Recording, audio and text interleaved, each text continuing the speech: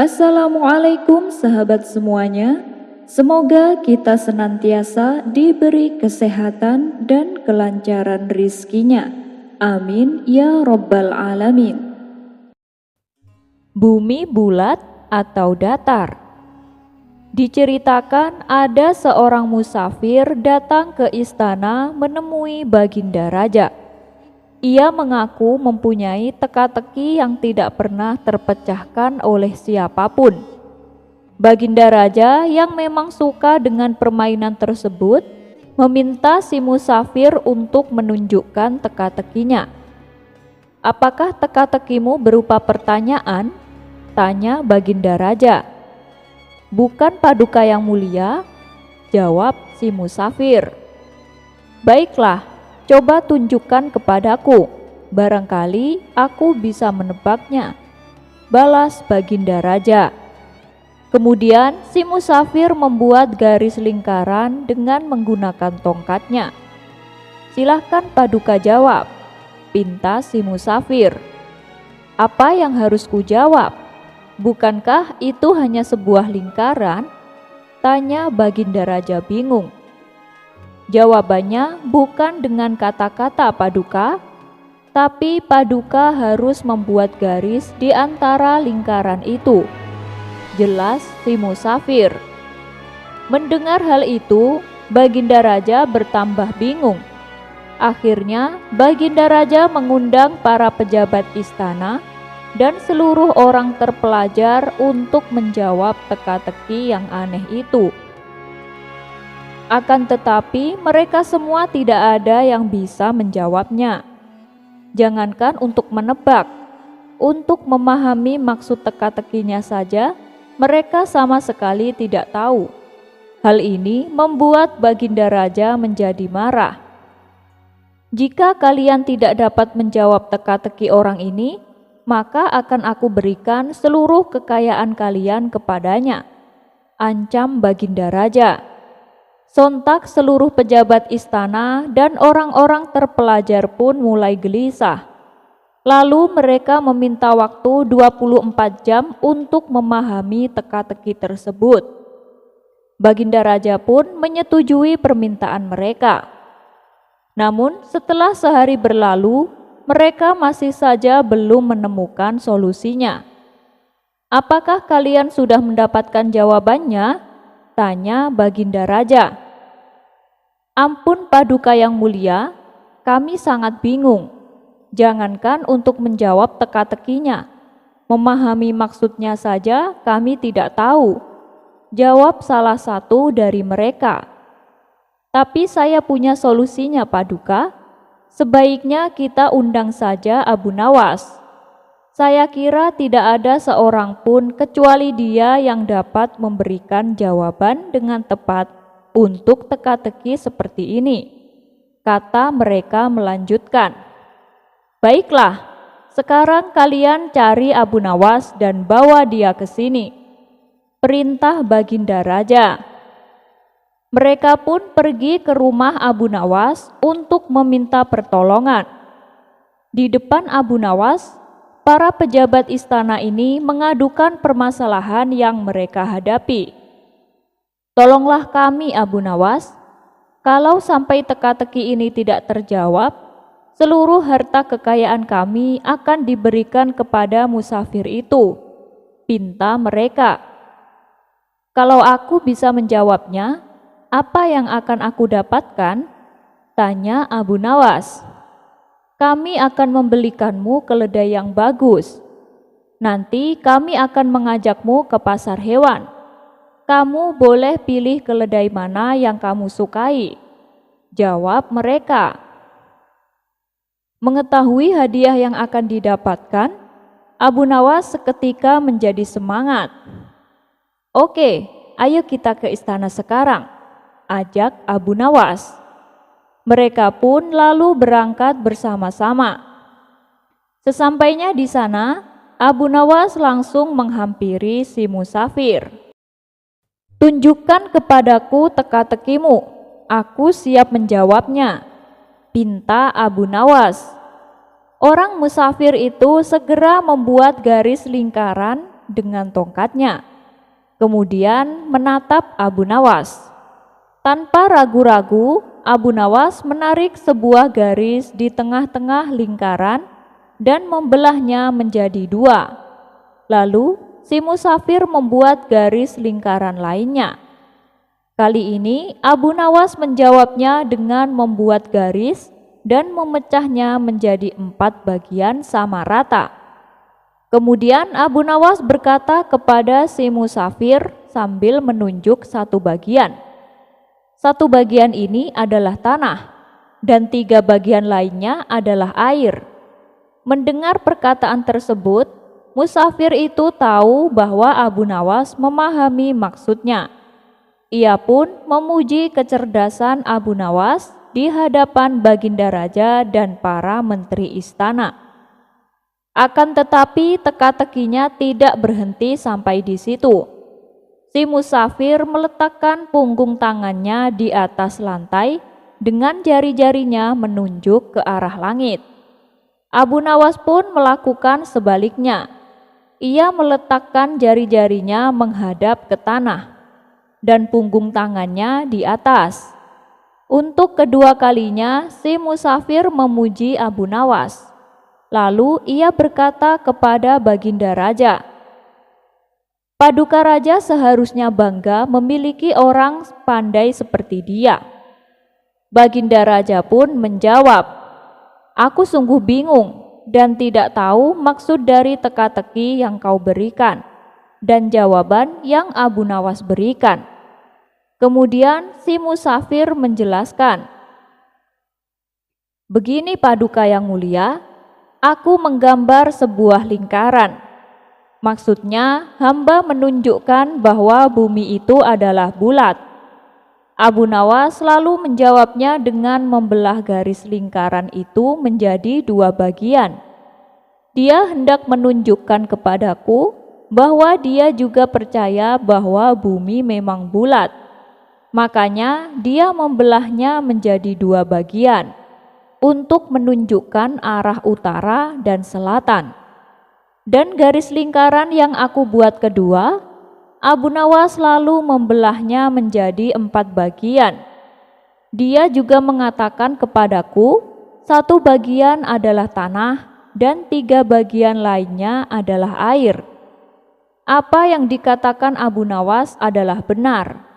Dan sewaktu saya meletakkan punggung tangan di atas lantai dengan jari-jarinya menunjuk ke arah langit, maksud saya adalah untuk menunjukkan pertanyaan tentang tanaman yang tumbuh dan bagaimana tanaman itu bisa tumbuh. Lalu dijawab oleh Abu Nawas, dia meletakkan jari-jarinya menghadap ke bawah lantai dengan punggung tangannya di atas.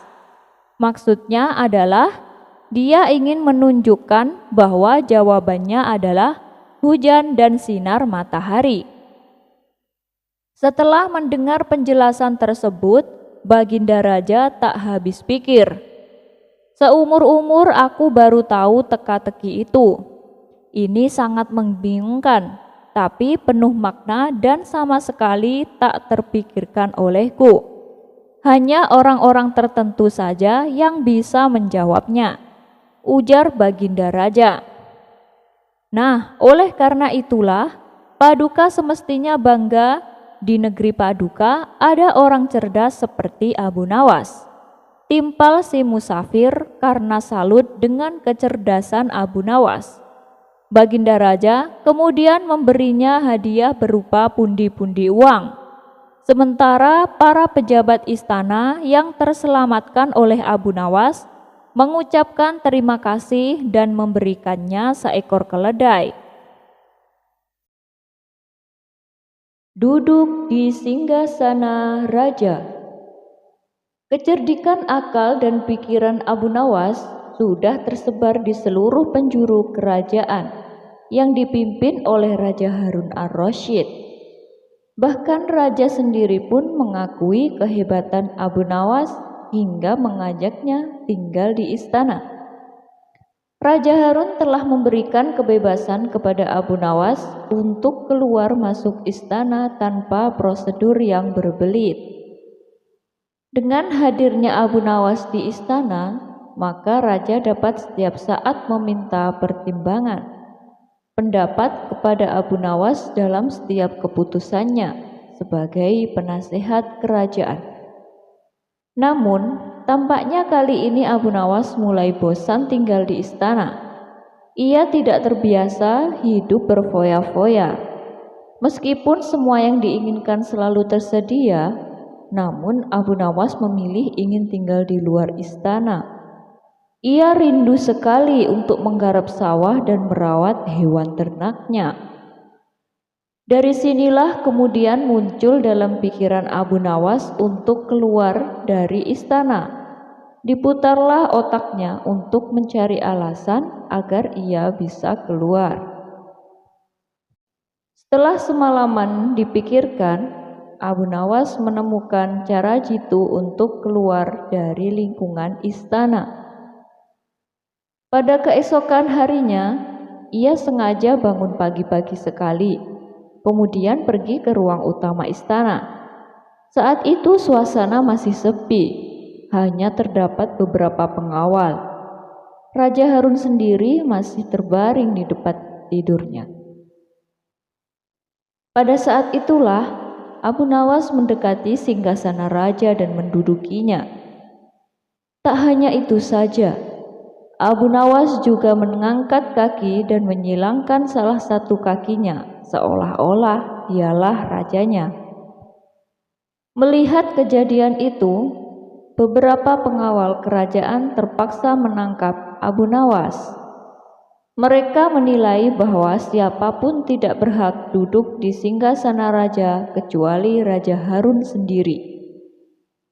Barang siapa yang menempati tahta raja termasuk dalam kejahatan yang besar dan hukuman mati yang diberikan. Para pengawal menangkap Abu Nawas, kemudian menyeretnya turun dari tahta dan memukulinya. Mendengar teriakan Abu Nawas yang kesakitan, raja menjadi terbangun dan menghampirinya. "Wahai pengawal, apa yang kalian lakukan?" tanya raja. "Ampun Baginda, Abu Nawas telah lancang duduk di singgasana Paduka. Kami terpaksa menyeret dan memukulinya," jawab salah seorang pengawal. Sesaat setelah itu, Abu Nawas tiba-tiba saja menangis. Tangisannya sengaja ia buat kencang sekali sehingga banyak menyita perhatian penduduk istana lainnya. "Benarkah yang dikatakan pengawal itu, wahai Abu Nawas?" kata Raja Harun. "Benar, Paduka," jawab Abu Nawas. Raja sangat terkejut dengan penuturan Abu Nawas itu. Jika sesuai peraturan yang ada, Abu Nawas akan dikenai hukuman mati. Namun, Raja Harun tak sampai hati melaksanakannya, mengingat begitu banyak jasa yang diberikan Abu Nawas kepada kerajaan. "Sudahlah, tak usah menangis. Jangan khawatir, aku tidak akan menghukummu. Cepat hapus air matamu," ucap sang raja. "Wahai Baginda, bukan pukulan mereka yang membuatku menangis. Aku menangis karena kasihan terhadap Paduka," kata Abu Nawas yang membuat raja tercengang oleh ucapan itu. "Engkau mengasihaniku?" tanya Raja Harun. "Mengapa engkau harus menangisiku?" kata raja lagi. Abu Nawas menjawab, "Wahai raja, aku cuma duduk di tahtamu sekali, tapi mereka telah memukuliku dengan begitu keras. Apalagi Paduka. Paduka telah menduduki tahta selama 20 tahun. Pukulan seperti apa yang akan Paduka terima? Aku menangis karena memikirkan nasib Paduka yang malang," jawab Abu Nawas. Jawaban itu membuat raja tak bisa berbuat apa-apa. Ia tak menyangka Abu Nawas menjual harga dirinya di depan banyak pengawal. Oleh karena itu, Raja Harun hanya menghukum Abu Nawas untuk dikeluarkan dari istana. Baiklah jika demikian, mulai detik ini kamu harus keluar dari istanaku, kata raja sedikit geram. Terima kasih Paduka, memang itulah yang saya kehendaki, balas Abu Nawas sambil menyalami Raja Harun untuk kemudian pamit keluar dari istana. Imam Syafi'i menolak mensolati jenazah Abu Nawas. Kisah Abu Nawas yang terkenal dengan sifat jenaka dan kekonyolannya, ternyata saat kematiannya membuat Imam Syafi'i menangis sejadi-jadinya. Padahal awalnya Imam Syafi'i enggan untuk menyolati Abu Nawas. Bukan itu saja, Abu Nawas dikenal sebagai orang yang gemar berbuat maksiat dan agak gila. Dia gemar minum khamr hingga dia mendapat julukan penyair khamr. Abu Nawas pernah membuat syair seperti ini. Biarkan masjid diramaikan oleh orang-orang yang rajin ibadah. Kita di sini saja, bersama para peminum khamr, dan saling menuangkan. Tuhanmu tidak pernah berkata, celakalah para pemabuk, tapi Dia pernah berkata, celakalah orang-orang yang sholat. Gara-gara syairnya ini, Khalifah Harun ar-Rasyid marah dan ingin memenggal leher Abu Nawas. Tapi ada orang yang mengatakan kepada Khalifah Harun ar-Rasyid, wahai Amirul Mukminin, para penyair mengatakan apa-apa yang tidak mereka lakukan. Maafkanlah dia. Lalu gerangan, apakah yang membuat Imam Syafi'i menangis sejadi-jadinya dan akhirnya bersedia mensolatkan jenazah Abu Nawas yang sebelumnya ia tolak? Berikut kisahnya.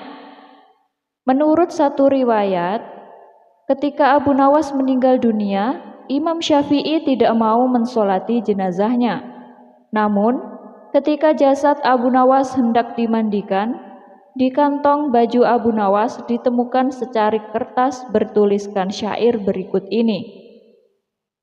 Wahai Tuhanku, dosa-dosaku terlalu besar dan banyak, tapi aku tahu bahwa ampunanmu lebih besar. Jika hanya orang baik yang boleh berharap kepadamu, kepada siapa pelaku maksiat akan berlindung dan memohon ampunan? Aku berdoa kepadamu seperti yang kau perintahkan, dengan segala kerendahan dan kehinaanku. Jika kau tampik tanganku, lantas siapa yang memiliki kasih sayang? Hanya harapan yang ada padaku ketika aku berhubungan denganmu, dan keindahan ampunanmu, dan aku pasrah setelah ini. Setelah membaca syair tersebut, Imam Syafi'i menangis sejadi-jadinya.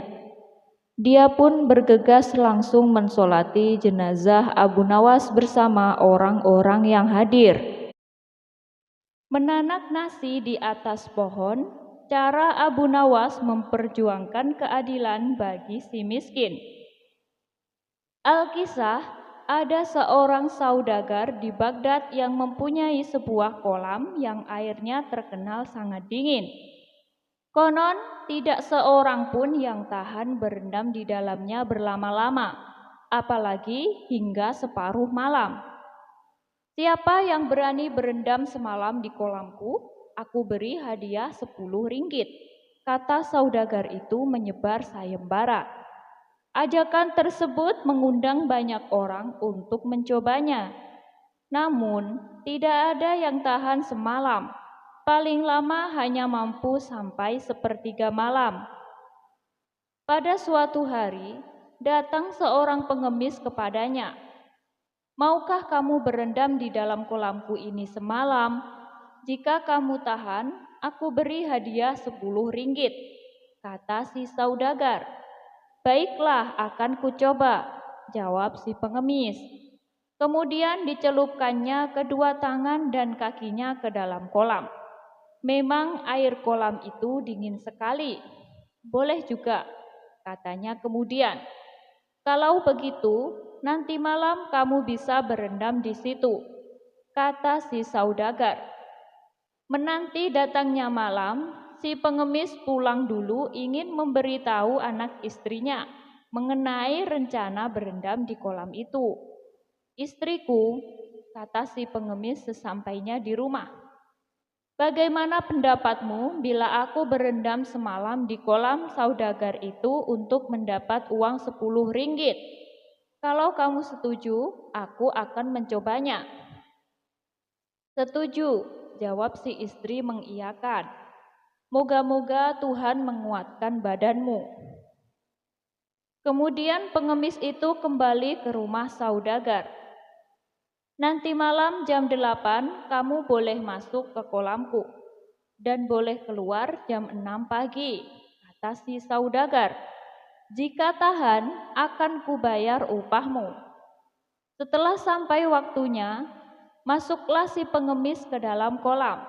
Hampir tengah malam ia kedinginan, sampai tidak tahan lagi dan ingin keluar. Tetapi karena mengharap uang upah 10 ringgit, ditahannya maksud itu sekuat tenaga. Ia kemudian berdoa kepada Tuhan agar airnya tidak terlalu dingin lagi. Ternyata doanya dikabulkan. Ia tidak merasa kedinginan lagi. Kira-kira jam 2 pagi anaknya datang menyusul. Ia khawatir jangan-jangan bapaknya mati kedinginan. Hatinya sangat gembira ketika dilihat bapaknya masih hidup. Kemudian ia menyalakan api di tepi kolam dan menunggu sampai pagi. Siang harinya, pengemis itu bangkit dari kolam dan buru-buru menemui si saudagar untuk minta upahnya. Namun saudagar itu menolak membayar. Aku tidak mau membayar, karena anakmu membuat api di tepi kolam. Kamu pasti tidak kedinginan. Si pengemis tidak mau kalah. Panas api itu tidak sampai ke badan saya.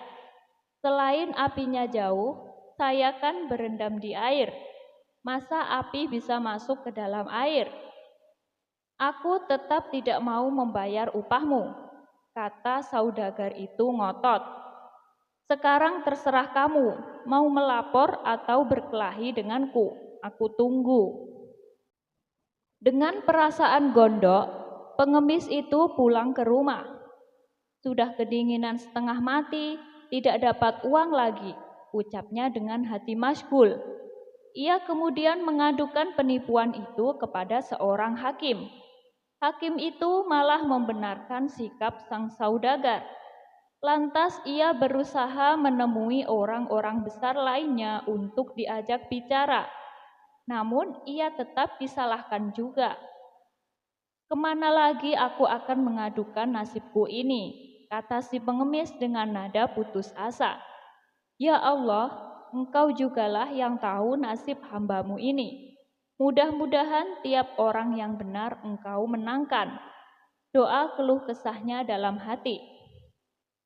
Ia pun berjalan mengikuti langkah kakinya dengan perasaan yang semakin dongkol. Di tengah kegalauannya itu, ia bertemu dengan Abu Nawas di sudut jalan. Hai hamba Allah, tegur Abu Nawas, ketika melihat pengemis itu tampak sangat sedih. Mengapa Anda kelihatan murung sekali, padahal udara sedemikian cerah? Memang benar, hamba sedang dirundung malang, jawab si pengemis. Lantas diceritakan musibah yang menimpa dirinya. Jangan sedih lagi, kata Abu Nawas ringan. Begitu mendengar cerita si pengemis, insya Allah aku dapat membantu menyelesaikan masalahmu. Besok datanglah ke rumahku dan lihatlah caraku. Niscaya kamu menang dengan izin Allah. Terima kasih banyak, Anda bersedia menolongku, kata si pengemis dengan mata berbinar. Lantas keduanya berpisah. Abu Nawas tidak pulang ke rumah, melainkan menghadap Baginda Sultan di istana. Apa kabar, hai Abu Nawas? sapa Baginda Sultan begitu melihat batang hidung Abu Nawas. Ada masalah apa gerangan hari ini? Kabar baik, ya Tuanku Syah Alam, jawab Abu Nawas. Jika tidak keberatan, Patik silahkan Baginda datang ke rumah Patik, sebab Patik punya hajat. Kapan aku mesti datang ke rumahmu? Tanya Baginda Sultan. Hari Senin jam 7 pagi tuanku, jawab Abu Nawas. Baiklah, kata Sultan, aku pasti datang ke rumahmu. Begitu keluar dari istana, Abu Nawas langsung ke rumah saudagar yang punya kolam.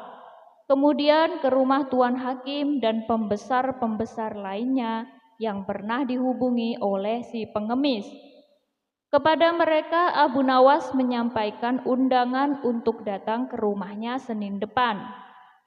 Singkat cerita, hari Senin pun tiba. Sejak jam 7 pagi, rumah Abu Nawas telah penuh dengan tamu yang diundang, termasuk Baginda Sultan. Mereka duduk di permadani yang sebelumnya telah digelar oleh tuan rumah sesuai dengan pangkat dan kedudukan masing-masing. Setelah semuanya terkumpul, Abu Nawas mohon kepada Sultan untuk pergi ke belakang rumah. Ia kemudian menggantung sebuah periuk besar pada sebuah pohon, menaruhnya di atas api. Tunggu punya tunggu, Abu Nawas tidak tampak batang hidungnya. Maka Sultan pun memanggil Abu Nawas. Kemana gerangan si Abu Nawas? Sudah masakan nasinya atau belum? Gerutu Sultan. Rupanya gerutuan Sultan didengar oleh Abu Nawas. Ia pun menjawab, tunggulah sebentar lagi tuanku Syah Alam. Baginda pun bersabar dan duduk kembali. Namun ketika matahari telah sampai ke ubun-ubun, ternyata Abu Nawas tak juga muncul di hadapan para tamu. Perut Baginda yang buncit itu telah keroncongan. Hai Abu Nawas, bagaimana dengan masakanmu itu? Aku sudah lapar, kata Baginda tak sabar. Sebentar lagi ya Syah Alam, sahut tuan rumah. Baginda mencoba bersabar. Ia kemudian duduk kembali. Tetapi ketika waktu zuhur sudah hampir habis, tak juga ada hidangan yang keluar. Baginda tak sabar lagi. Ia pun menyusul Abu Nawas di belakang rumah, diikuti tamu-tamu lainnya. Mereka mau tahu apa sesungguhnya yang dikerjakan tuan rumah. Ternyata Abu Nawas sedang mengipas-ngipas api di tungkunya. Hai Abu Nawas, mengapa kamu membuat api di bawah pohon seperti itu? Tanya Baginda Sultan. Abu Nawas pun bangkit demi mendengar pertanyaan Baginda. Ya tuanku Syah Alam, hamba sedang memasak nasi. Sebentar lagi juga masak, jawabnya. Memasak nasi? Tanya Baginda. Mana periuknya? Ada tuanku, jawab Abu Nawas sambil mengangkat mukanya ke atas. Ada? Tanya Baginda keheranan. Mana? Ia mendongakkan wajahnya ke atas mengikuti telunjuk Abu Nawas. Tampak di atas sana sebuah periuk besar bergantung jauh dari tanah. Hai Abu Nawas, sudah gilakah kamu? Tanya Sultan. Memasak nasi bukan begitu caranya. Periuk di atas pohon, apinya di bawah. Kamu tunggu 10 hari pun beras itu tidak bakalan jadi nasi. Begini Baginda, Abu Nawas berusaha menjelaskan perbuatannya. Ada seorang pengemis berjanji dengan seorang saudagar. Pengemis itu disuruh berendam dalam kolam yang airnya sangat dingin dan akan diupah 10 ringgit jika mampu bertahan 1 malam. Si pengemis setuju karena mengharap upah 10 ringgit dan berhasil melaksanakan janjinya. Tapi si saudagar tidak mau membayar. Dengan alasan anak si pengemis membuat api di pinggir kolam. Lalu semuanya diceritakan kepada Sultan lengkap dengan sikap Tuan Hakim dan para pembesar yang membenarkan sikap si saudagar. Itulah sebabnya Patik membuat seperti ini. Boro-boro nasi itu akan matang, sergah Sultan. Airnya saja tidak bakal panas, karena apinya terlalu jauh. Demikian pula halnya si pengemis, kata Abu Nawas lagi. Ia di dalam air dan anaknya membuat api di tanah jauh dari pinggir kolam. Tetapi saudagar itu mengatakan bahwa si pengemis tidak berendam di air karena ada api di pinggir kolam, sehingga air kolam jadi hangat. Saudagar itu wajahnya pucat pasi. Ia tidak dapat membantah kata-kata Abu Nawas. Begitu pula para pembesar itu, karena memang demikian adanya. Sekarang aku ambil keputusan begini, kata Sultan. Saudagar itu harus membayar si pengemis 100 dirham dan dihukum selama 1 bulan karena telah berbuat salah kepada orang miskin. Hakim dan orang-orang pembesar dihukum 4 hari karena berbuat tidak adil dan menyalahkan orang yang benar.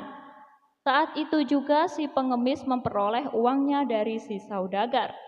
Setelah menyampaikan hormat kepada Sultan dan memberi salam kepada Abu Nawas, ia pun pulang dengan riangnya. Sultan kemudian memerintah menterinya untuk memenjarakan saudagar dan para pembesar, sebelum akhirnya kembali ke istana dalam keadaan lapar dan dahaga. Akan halnya Abu Nawas, ia pun sebenarnya perutnya keroncongan dan kehausan. Cerita Abu Nawas kali ini berawal dari adanya pencuri di kota Baghdad. Si pencuri itu sebenarnya sering tertangkap oleh warga, namun tidak pernah jera dengan perbuatannya. Suatu hari, ia mencuri di rumah salah seorang saudagar kaya raya. Ketika sedang menjarah barang-barang berharga, dia kepergok oleh si pemilik rumah. Saudagar kaya tersebut langsung berteriak minta tolong. "Ada pencuri, ada pencuri!" teriak saudagar kaya raya tersebut. Mendengar ada teriakan, para warga langsung berlari menuju rumah saudagar kaya itu. Mereka lalu mengepung si pencuri agar tidak bisa melarikan diri. Tapi anehnya, si pencuri tampak terlihat tenang. Dia sama sekali tidak ada niat kabur. Justru ia menghampiri warga yang mengepungnya. Tentu saja warga langsung membekuknya. Bahkan ada beberapa orang yang hendak memukuli, dan ada juga yang ingin melemparinya dengan batu. Di saat itulah datang menteri istana untuk mengamankan si pencuri. "Kalian tidak boleh main hakim sendiri. Jangan sampai ada yang memukul si pencuri, apalagi melempari dia dengan batu," teriak Tuan Menteri kepada para warga. "Tapi dia sudah seringkali mencuri, Tuan Menteri. Kami sangat geram dengan ulahnya. Biarkan kami memukulinya supaya jera," sahut salah seorang warga. "Kita lempari batu saja ke kepalanya, biar tidak meresahkan warga," timpal warga yang lain. Melihat emosi warga yang mulai tidak terbendung, Tuan Menteri lalu berkata, "Kalau ada yang berani menyakiti si pencuri ini, aku tidak segan-segan menghukum kalian. Kalian boleh memukul atau melempar batu ke pencuri ini, tapi ada syaratnya." "Apa itu syaratnya?" "Kami sudah tidak sabar ingin menghukumnya," tanya para warga penasaran. "Syaratnya adalah siapa yang tidak pernah memiliki kesalahan boleh memukul atau melempari batu ke pencuri ini," jelas Tuan Menteri menjelaskan dengan persyaratan tersebut. Para warga hanya terdiam, sebab mana mungkin ada manusia yang tidak punya salah. Bahkan anak kecil pun pernah melakukan kesalahan. Akhirnya para warga membubarkan diri. Sementara si pencuri dibawa oleh Tuan Menteri dengan dalih akan diproses di pengadilan. Tapi kenyataannya, di tengah jalan si pencuri malah dibebaskan dan disuruh pulang. Usut punya usut, ternyata si pencuri adalah sahabat karib Tuan Menteri. Beberapa hari kemudian, si pencuri kembali beraksi dan setiap kali tertangkap warga, Tuan Menteri selalu datang menolong. Begitulah seterusnya hingga suatu ketika si pencuri menyatroni rumah Abu Nawas. Kebetulan saat itu Abu Nawas baru saja mendapat hadiah emas dari Baginda Raja. Ketika si pencuri masuk ke rumah dan hendak mengambil emas tersebut, Abu Nawas keburu memergokinya. "Hai pencuri, kurang ajar," ucap Abu Nawas. Bukannya kabur, si pencuri malah dengan tenang berjalan keluar meninggalkan Abu Nawas. Hal ini membuat Abu Nawas bertambah emosi. Abu Nawas lantas langsung memukul dan membekuknya.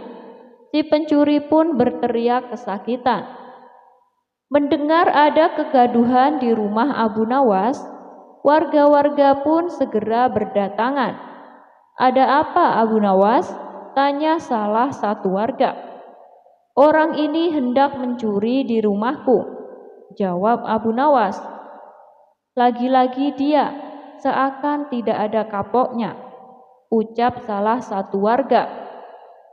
"Tidak lama lagi pasti akan dibebaskan Tuan Menteri," ujar warga yang lain. "Kita hukum saja ramai-ramai sebelum Tuan Menteri datang," sahut warga lain. Tapi sayangnya niat tersebut tidak terlaksana, sebab Tuan Menteri dan para pengawal segera mendatangi rumah Abu Nawas. Tuan Menteri lalu mengamankan si pencuri dengan melepaskannya dari tangan warga.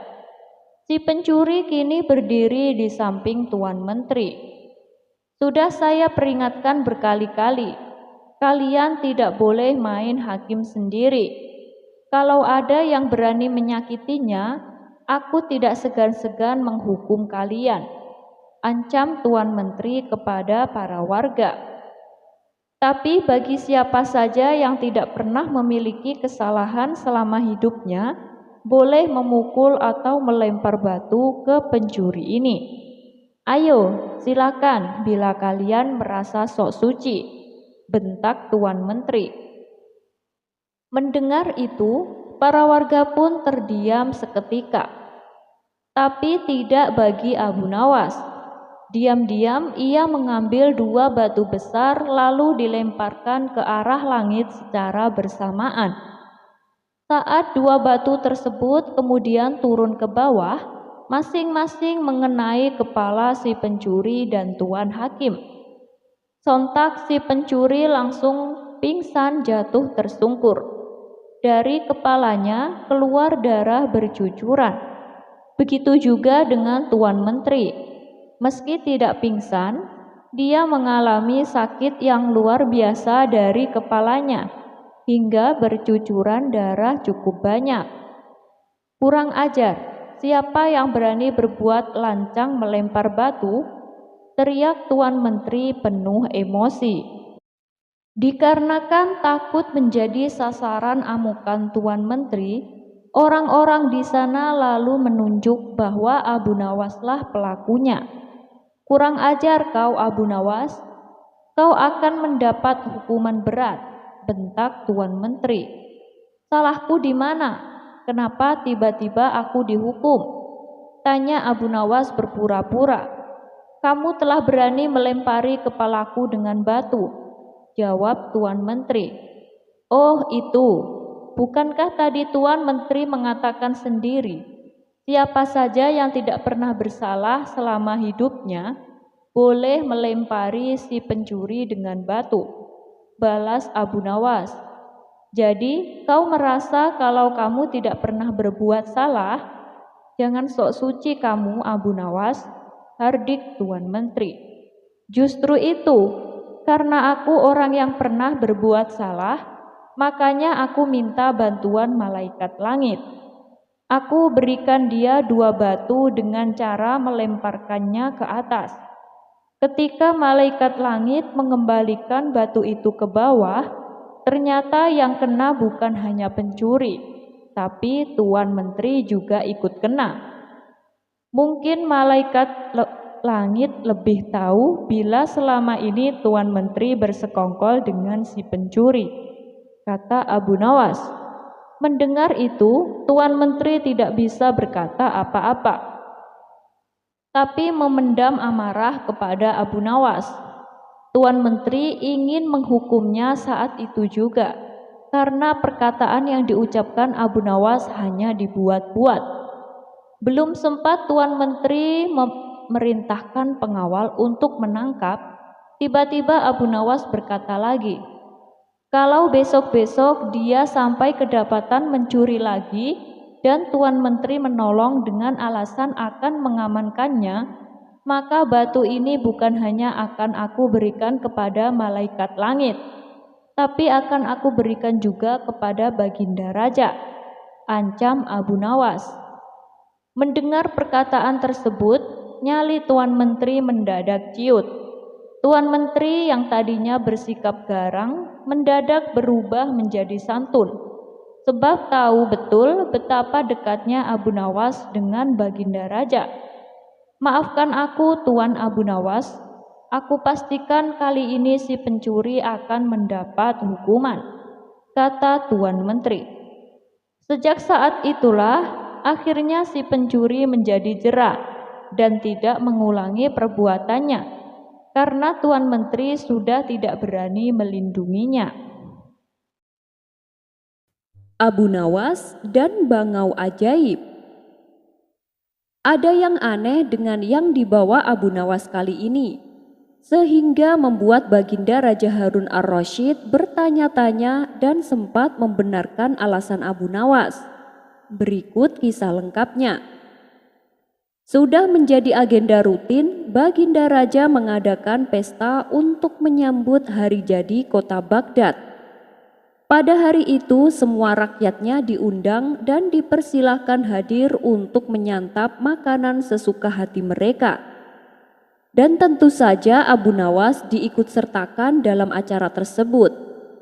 Tapi kali ini Abu Nawas mendapat tugas memasak burung bangau goreng kesukaan Baginda Raja.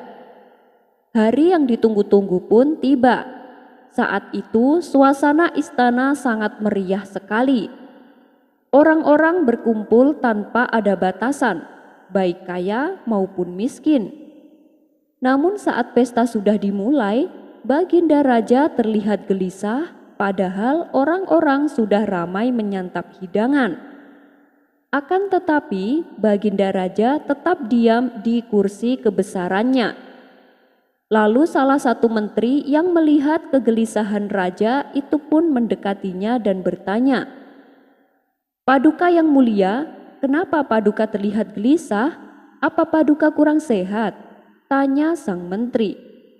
"Oh, tidak menteriku. Aku sedang menunggu Abu Nawas.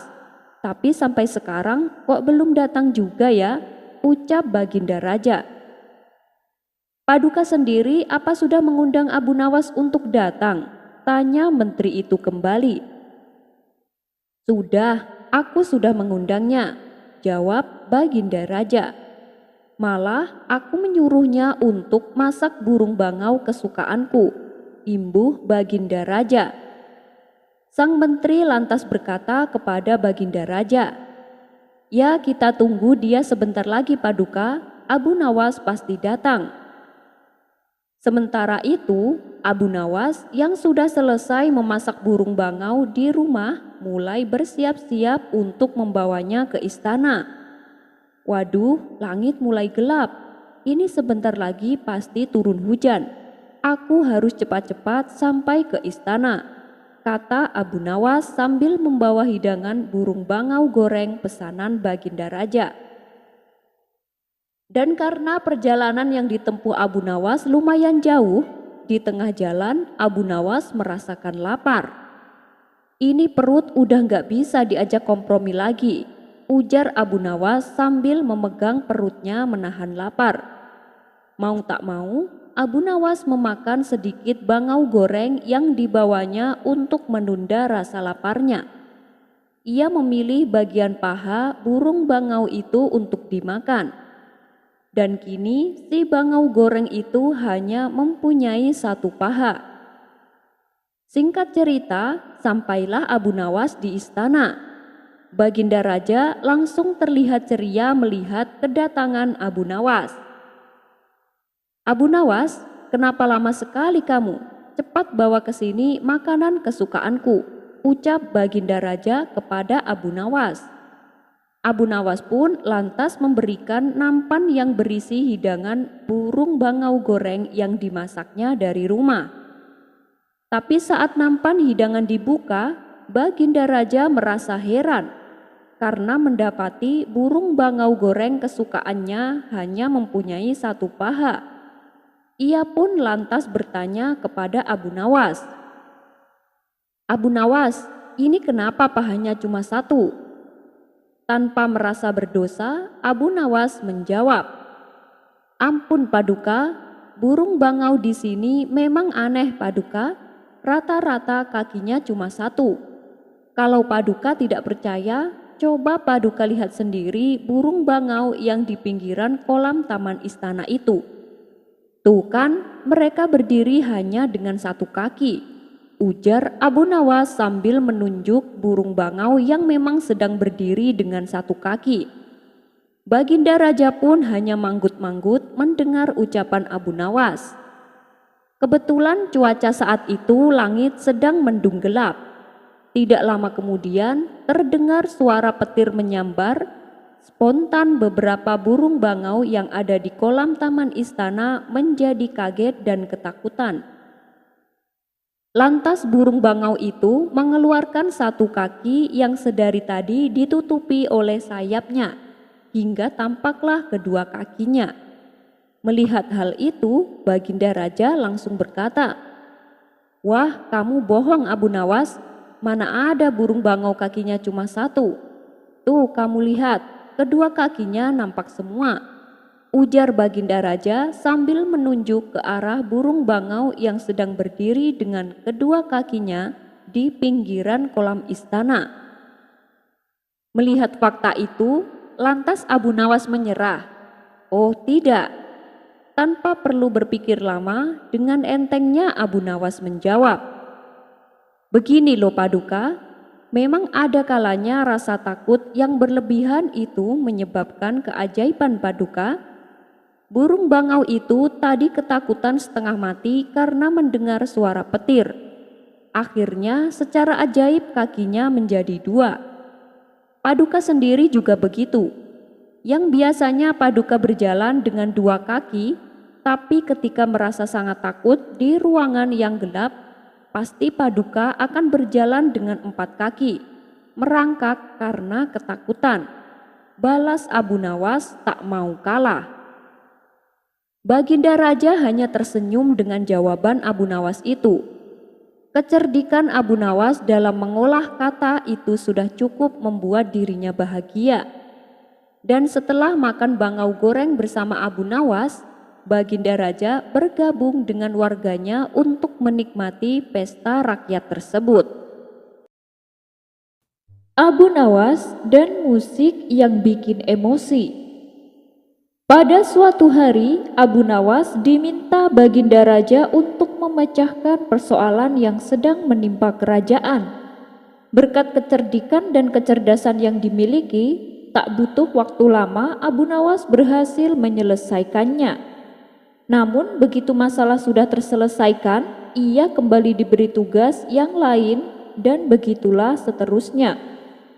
Hingga dalam waktu sebulan Abu Nawas disibukkan oleh pekerjaan istana dan semua tugas yang ditangani berhasil diselesaikannya dengan baik.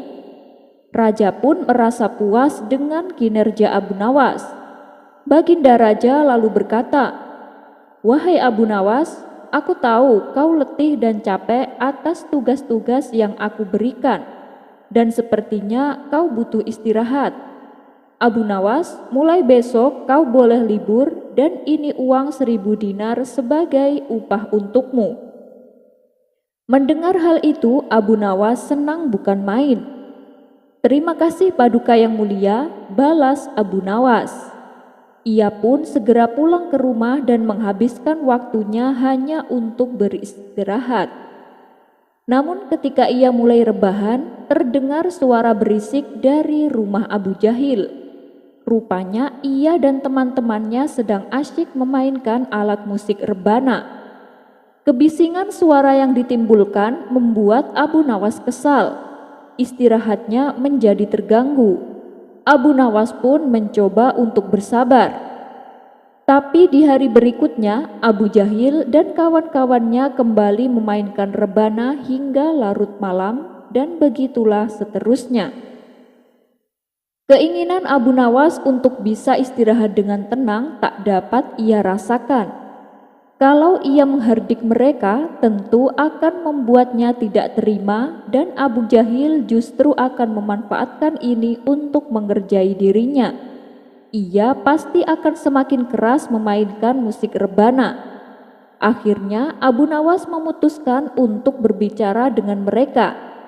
Ia pun mendatangi rumah Abu Jahil dan berkata, "Aku suka mendengar musik yang kalian mainkan. Jika kalian memainkannya setiap hari, masing-masing akan aku beri 10 dinar." Mendengar itu, Abu Jahil dan kawan-kawannya tampak bersemangat ketika tahu bisa mendapatkan uang sambil bermain musik. Namun 3 hari kemudian dengan berpura-pura sedih Abu Nawas berkata, "Maaf kawan, mulai besok aku hanya bisa memberi kalian masing-masing 3 dinar tiap harinya karena persediaan uangku semakin menipis. Tapi tolonglah kalian tetap memainkan musiknya supaya aku bisa menikmatinya," tutur Abu Nawas. Mendengar perkataan tersebut, Abu Jahil dan kawan-kawannya mulai kurang bersemangat dan enggan menerima permintaan Abu Nawas. Meski demikian, mereka tetap memainkan musiknya. Seminggu kemudian, Abu Nawas kembali mendatangi Abu Jahil dan kawan-kawannya. "Aku benar-benar minta maaf kawan, mulai sekarang aku hanya bisa memberi kalian masing-masing 1 dinar tiap harinya." Mendengar hal ini, mereka seketika menjadi kecewa. Selepas Abu Nawas pergi, Abu Jahil berkata kepada kawan-kawannya, "Mulai saat ini kita tidak usah main musik di rumahku. Kita pindah saja ke tempat lain." Enak bener Abu Nawas, hanya dengan memberi 1 dinar tapi bisa menikmati musik yang kita mainkan. Akhirnya, sejak saat itu Abu Nawas bisa beristirahat dengan tenang, tanpa ada gangguan suara bising dan berisik yang ditimbulkan oleh Abu Jahil dan kawan-kawannya. Kisah selanjutnya. Suatu ketika, di warung tempat Abu Nawas nongkrong, salah satu kawannya menghampiri Abu Nawas dan bertanya, "Hei Abu Nawas, kenapa sih setiap hari manusia selalu saja hilir mudik ke sana kemari, yang dari barat ke timur dan yang dari timur ke barat, yang dari desa ke kota dan yang dari kota ke desa?" Mendengar pertanyaan seperti itu, Abu Nawas dengan entengnya menjawab, "Seandainya manusia berjalan satu arah, maka bumi ini akan miring. Kita semua nanti akan jatuh ke jurang," jawab Abu Nawas sambil menikmati tehnya. Kisah selanjutnya. Seperti biasa, sehabis sholat subuh, Abu Nawas mengisi waktunya dengan mengaji Al-Quran. Setelah matahari mulai menampakkan bentuknya, Abu Nawas melanjutkan aktivitasnya dengan minum secangkir teh panas. Belum juga habis minuman tehnya, tiba-tiba datang beberapa pengawal kerajaan. "Tuan Abu, Anda disuruh menghadap Baginda Raja sekarang juga," kata salah satu pengawal. "Memangnya ada apa? Kenapa pagi-pagi sudah menyuruh saya menghadap?" tanya Abu Nawas heran. "Saya kurang tahu Tuan Abu, lebih baik Anda tanyakan sendiri kepada Baginda Raja, balas para pengawal. Baiklah, saya akan segera ke sana, ucap Abu Nawas. Dengan perasaan was-was, Abu Nawas memenuhi panggilan Baginda Raja. Ia pun berangkat menuju istana. Sesampainya di pintu gerbang istana, Abu Nawas disambut oleh pengawal kerajaan. Ia diantar masuk oleh pengawal kerajaan menuju aula istana, di mana beberapa pejabat istana telah hadir. Di antaranya adalah 2 penasehat kerajaan, panglima perang, dan barisan pejabat pengadilan kerajaan, baju kebesarannya. Begitu juga dengan Baginda Raja. Beliau tengah duduk santai di sebuah kursi besar dengan para pejabat di kanan kirinya. Abu Nawas segera dipersilakan duduk di tengah-tengah mereka. Belum sepatah kata pun keluar dari mulut Baginda Raja, Abu Nawas telah lebih bicara. "Ampun Paduka yang mulia, apakah Paduka memanggil hamba?" tanya Abu Nawas. "Iya, benar Abu Nawas, aku sendiri yang mengundangmu datang ke sini. Aku sengaja mengundangmu untuk meminta masukan terkait masalah keadilan dan penegakan hukum di kerajaan ini," tutur Baginda Raja. "Kau lihat sendiri kan, aku sengaja mengumpulkan para hakim beserta para jajarannya dan juga para pejabat istana.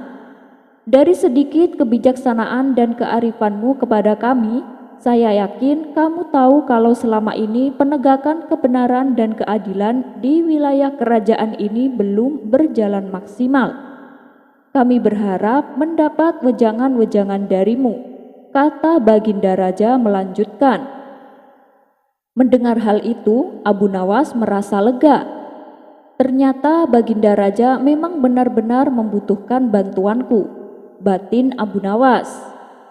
Dengan penuh percaya diri, Abu Nawas berkata kepada semua pejabat yang ada di aula kerajaan, "Hukum beserta perangkat pengadilannya memang merupakan alat yang penting untuk mendidik masyarakat supaya menjadi lebih baik.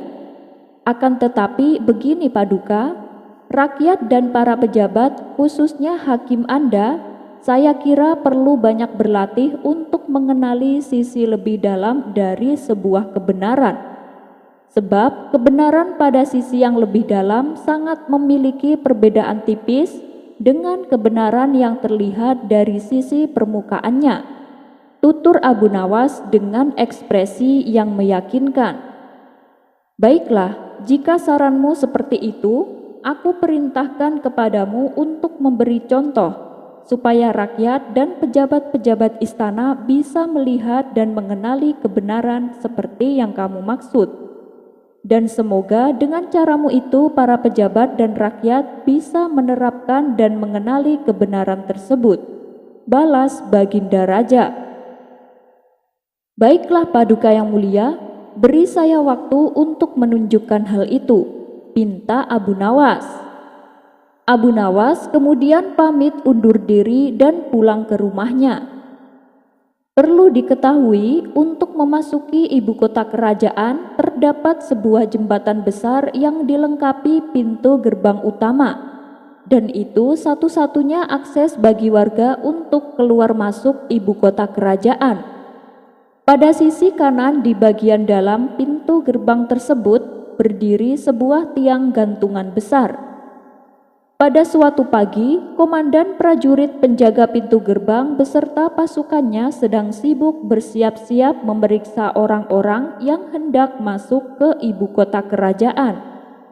Di depan barisan warga yang telah berdiri, komandan prajurit penjaga pintu gerbang tiba-tiba berseru, "Setiap orang yang akan memasuki pintu gerbang ini harus diperiksa barang-barangnya. Kalian semua akan ditanyai keperluan dan tujuannya datang ke ibu kota. Jika kalian berbohong ataupun menyembunyikan sesuatu, kalian akan dihukum gantung. Tapi jika kalian berkata benar, kalian akan diperbolehkan memasuki ibu kota." Para warga mulai diperiksa satu persatu, termasuk Abu Nawas. Saat ia mulai berjalan menuju pintu gerbang, tiba-tiba langkah Abu Nawas dihentikan oleh seorang prajurit penjaga. "Hendak kemana kau Abu Nawas? Apa keperluanmu?" tanya prajurit. "Aku mau masuk karena aku akan dihukum gantung," jawab Abu Nawas. "Ah, aku tak percaya," balas si prajurit. "Kenapa kamu tidak percaya? Kalau aku terbukti berbohong, gantung saja aku," balas Abu Nawas. Sepintas ucapan Abu Nawas membuat prajurit penjaga berpikir, "Kalau aku menggantungmu karena berbohong, bukankah justru aku menjadikan pernyataan awalmu tadi sebagai sebuah kebenaran?" ujar si pengawal. "Sungguh tepat jawabanmu. Sekarang kamu telah berhasil mengenali apa itu kebenaran. Itulah kebenaran dari sisi terdalamnya. Sekarang kabarkan kepada rajamu bahwa itulah makna kebenaran sesungguhnya," tutur Abu Nawas. Dikerjai balik. Karena kebutuhan ekonominya yang mendesak, Abu Nawas terpaksa akan menjual angsa miliknya. Ia pun bergegas pergi menuju pasar hewan. Tapi karena cuaca hari itu cukup panas, di tengah perjalanan Abu Nawas memilih untuk beristirahat sebentar. Saat ia duduk di bawah pohon yang cukup rindang, tiba-tiba datang seseorang menghampiri Abu Nawas. "Berapa harga keledaimu?" tanya orang itu. Abu Nawas menjawab, "Tuan, saya mau menjual angsa, bukan menjual keledai." Orang itu kembali berkata, "Saya tidak bertanya kepadamu, saya bertanya kepada angsamu." Ia pun lantas meninggalkan Abu Nawas. Rupanya orang tadi hanya ingin menguji kecerdikan Abu Nawas. Dan kali ini Abu Nawas kena batunya. Sekian dulu perjumpaan kita kali ini. Sampai bertemu lagi di kisah selanjutnya. Terima kasih yang sudah subscribe dan setia menonton channel ini. Wassalamualaikum warahmatullahi wabarakatuh.